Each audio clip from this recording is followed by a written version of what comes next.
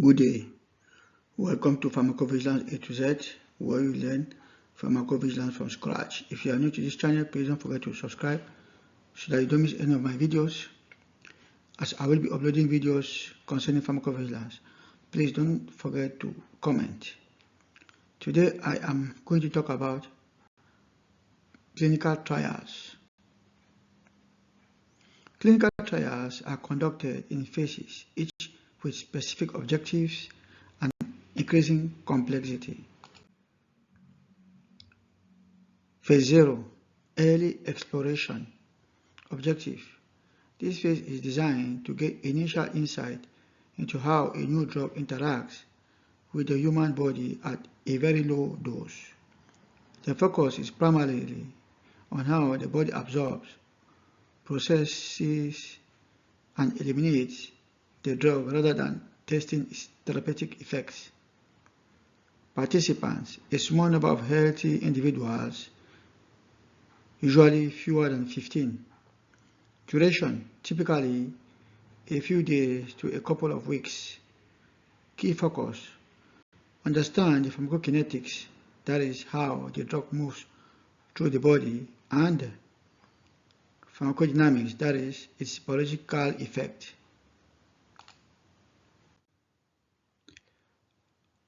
On the slide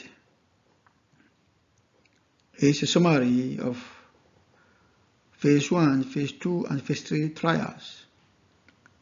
Phase 1 trials aim: safety and dosage, number of volunteers, between 20 to 100 healthy volunteers or patients with the target condition. Goal: assess safety and tolerability, determine the maximum tolerated dose, gather preliminary pharmacokinetic data. Outcome: establish a safe dose range for further testing. Number of years needed: between 1 to 2 years. Then Phase 2 trials aim: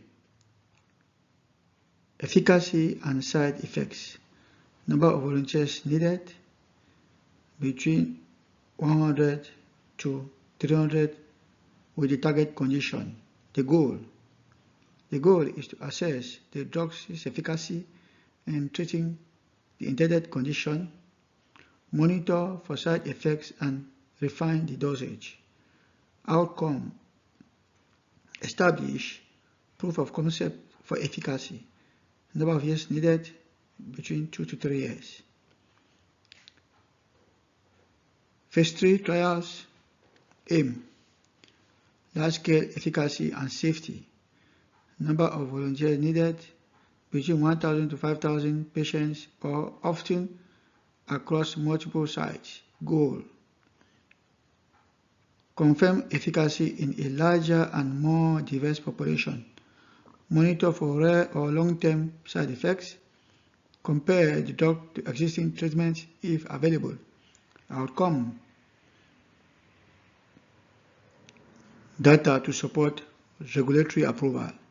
Number of years needed: between 3 to 5 years.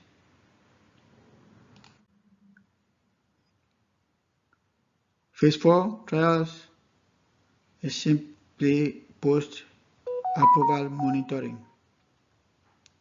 Objective: once a drug has been approved and is on the market, Phase 4 trials continue to monitor its long-term safety and effectiveness.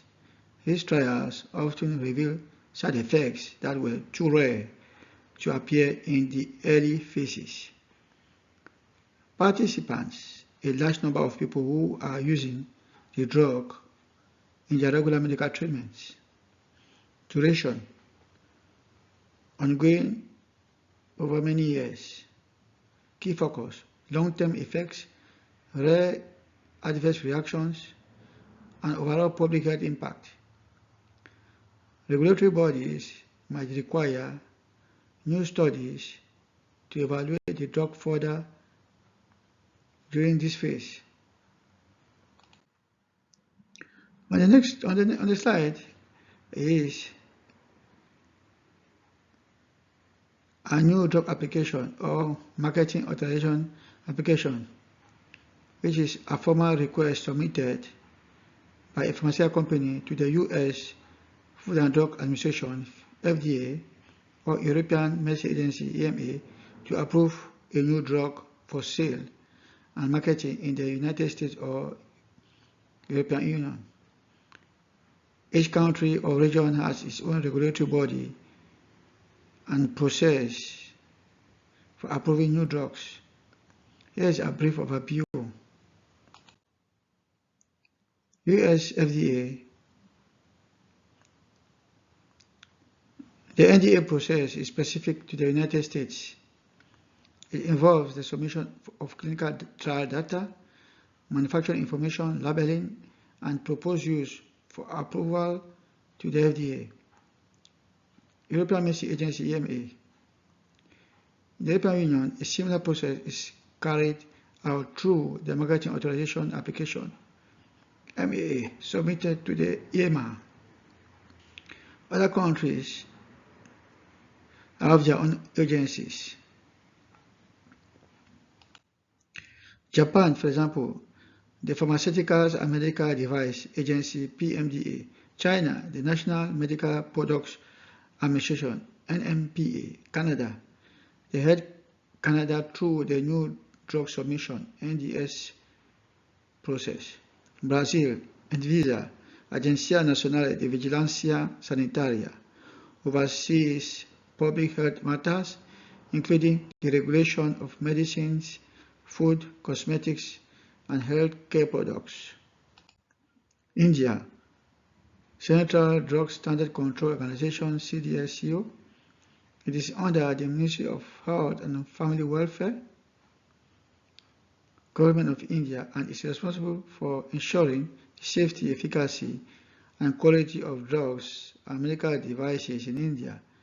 Some key functions of CDSCO include approval of new drugs and clinical trials, regulating the manufacturing, sale, and distribution of drugs in India, licensing of medical devices and ensuring their safety, monitoring drug recalls and adverse drug reactions, setting standards for drugs and cosmetics.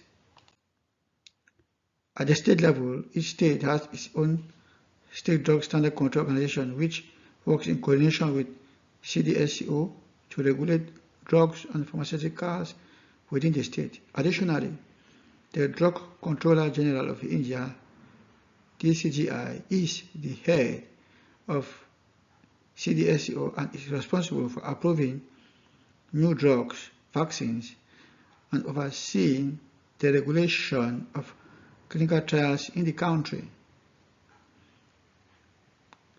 So I have come to the end of today's video.